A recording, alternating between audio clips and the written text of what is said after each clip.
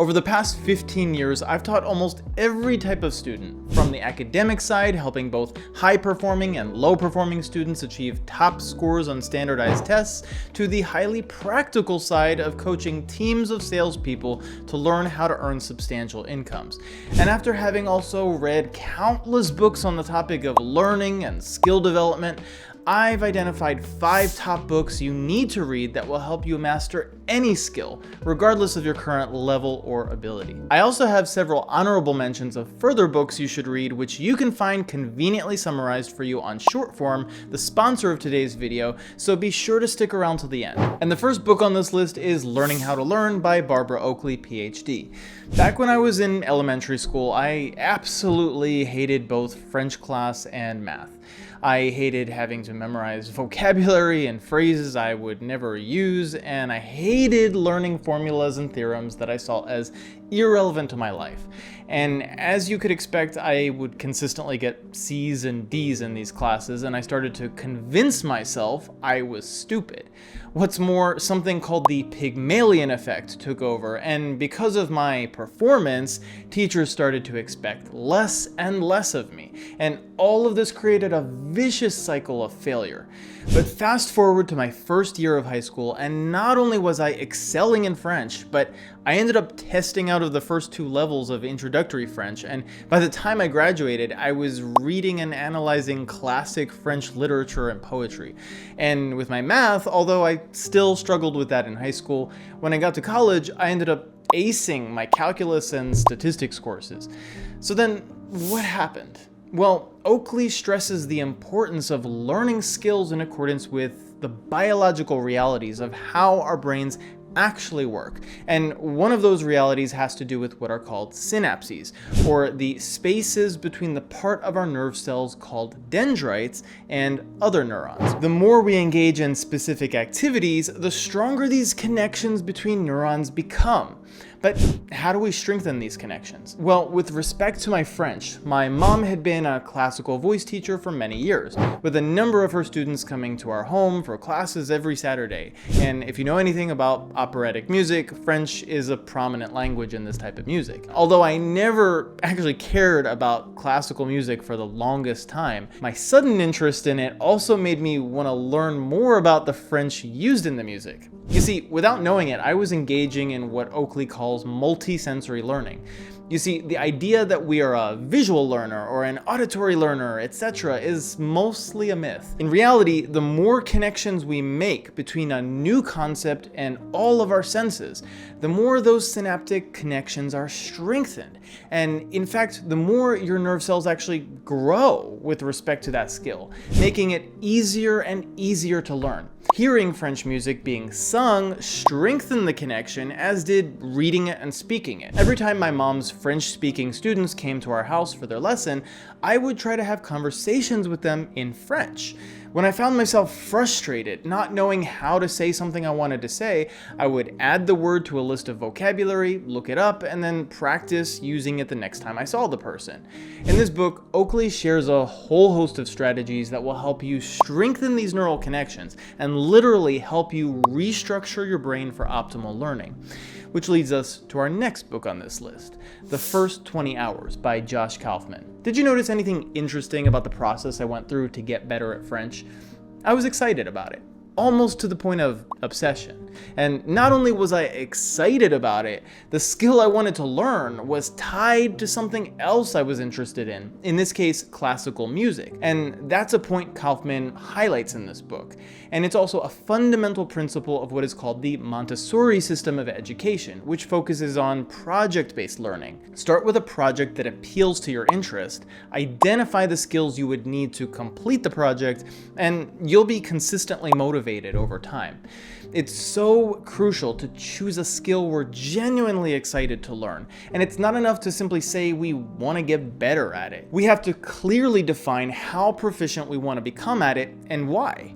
In the case of French, my goal was to become fluent and to be able to hold deep conversations on complex topics with native French speakers. But then when I started to become good at calculus and statistics, it was because of a far more practical goal. At the time, I wanted to get into medical school. Plus, at the time, I was extremely interested in the intersections of neurobiology, political science, and philosophy, and all those required me to have the skills of calculus and statistics, whether I truly liked those topics or not. But because I really wanted the outcome I was looking for, and was also interested in the topics they were tied to, I therefore automatically became interested in statistics and math more generally. It was almost as if I was seeing these subjects with totally new eyes. Kaufman makes a further point that although mastering a skill takes years, 20 hours of study and practice of a new skill is enough for us to become proficient at it. And for the demands of today's world, often proficiency is all it takes to get the results we're looking for. Kaufman emphasizes starting with a learning goal and then breaking down that learning goal into a series of smaller sub-skills we need to learn in order to accomplish the larger learning goal. But how do we actually go about learning each sub-skill? One key method is by efficiently identifying specific resources that will best help us learn each sub-skill in the first place. And recently I've been using a resource called Shortform to accomplish this. Shortform is a platform that comprehensively summarizes books and even news articles into digestible one-page formats. And I use Shortform almost daily at this point to sift through books, understand their key points, and then determine whether the book in question would be a worthwhile read before buying it. Some of their many genres I'm constantly reading include self-improvement, business, and productivity. Recently, I read Ali Abdaal's new book, Feel Good Productivity, but only after having read the short-form version, which included insightful commentaries, including this counterpoint to Abdaal's view on stress, which really deepened my understanding of the material. Short-form drops new book guides and articles every week, and subscribers get to vote on what books to cover. To get a free 5-day trial, click the link in the description. And that brings us to the next book on this list, The Art of Learning by Joshua Waitzkin. When I eventually got swept up out of the academic world and into the world of business, sales, and marketing, I was presented with what seemed like this huge mountain I had to climb. Back then, I was socially awkward, had very little time to spare as a full-time student, and I couldn't balance a budget if my life depended on it. Just FYI, these are not good qualities for an entrepreneur. So then, how was I able to climb that mountain to become financially free and debt-free? It was by gaining what Waitzkin calls presence.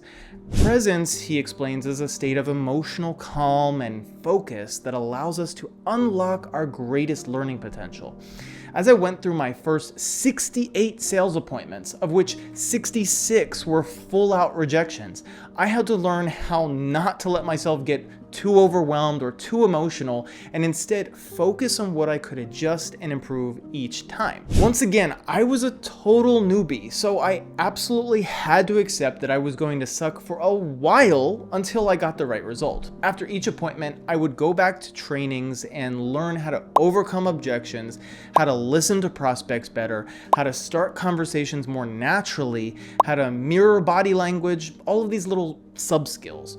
But Waitzkin's point here is that although we individually learn each skill and each principle, our goal should eventually be to make all of these intuitive and automatic. Just like riding a bicycle or swimming becomes intuitive, but only after intellectually understanding and practicing each principle. In this book, Waitzkin teaches us the steps on how to make these sub-skills intuitive and automatic. Our next book on this list, Learn Like a Pro, yet another book by Barbara Oakley, delves more deeply into how this intuitive learning process works. When I first started writing essays in high school, they were terrible. I mean, awful. I would struggle just to get C's on my papers, and just like math and French, I started to despise writing because I saw it as boring and meaningless. But it wasn't until my philosophy class in my last year of high school, along with one of the most inspiring teachers I've ever had, that I started to see writing as a vehicle for expressing my views on what I saw as important topics. In particular, I became obsessed with the topics of ethics and the various theories of right and wrong, and as my curiosity on this topic grew, so did my writing skills. At first, I remember having to go back and study basic principles such as modification modifiers and passive versus active voice, etc. And at first, I still struggled in this class with my essays. But the more I committed to reading what others had written, I somehow unconsciously picked up a lot of the principles and patterns those authors used for their own essays. And it kind of just rubbed off on me. Once again, it started with excitement and a passion for the topic.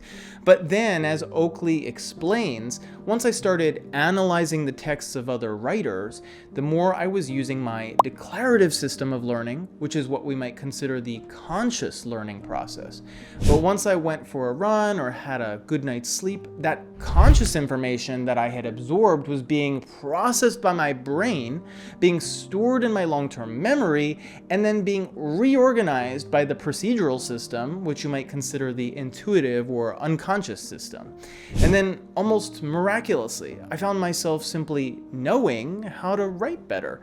The words started to simply flow out of me more and more. Which brings us to an important set of points made in our last book on this list, Make It Stick by Henry Roediger III. And these points can be summed up in a concept he calls structure building. How did that seemingly miraculous process occur within my brain in the first place? And how can you make it happen for yourself too? Well, the key component of structure building, or essentially the initiation of the automatic process I've previously described, is to examine not just one example of a problem at a time, but instead to examine multiple at a time. So, for instance, if we're learning about butterflies, we wouldn't simply want to study one type of butterfly at a time. We would want to study several different varieties, so our brain can unconsciously pick up the similarities and differences. And if we're learning to drive, we wouldn't want to simply learn how to drive in normal weather or clear roads, but also in poor weather and trafficy conditions, so we can build up a more robust driving skill set. This is also similar to a concept in learning theory called interleaving. Research has shown that it's more effective to practice multiple problem types or skill types in succession instead of one at a time. For instance, if you're learning public speaking, don't just practice speaking on one topic, practice with multiple topics, one after another. Or if you're building your math skills, don't just work on one page of only linear function questions. Work on a problem set that includes both linear functions and exponential functions. You see, this is exactly what I was doing when I started reading all these philosophy books from all these different authors. Unconsciously, my mind was observing various writing styles, sentence structures, uses of vocabulary, and so on, and my mind was secretly logging all of this information only to synthesize it later for my own writing.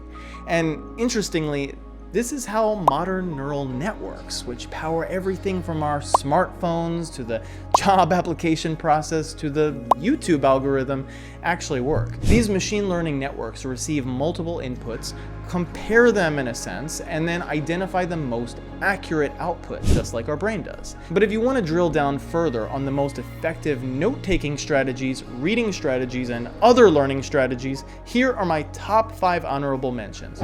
For better note-taking, read How to Take Smart Notes by Sonka Arens. To increase your reading speed, read 10 Days to Faster Reading by Abby Marks Beal. And for other super useful learning and growth mindset hacks, read Limitless by Jim Quick, Ultra Learning by Scott Young, and Mastery by Robert Greene. If you follow the learning blueprint we've covered here, you'll become unstoppable in whatever you want to achieve. If you want to keep leveling up your critical thinking to live a life of massive impact, then be sure to watch this next video.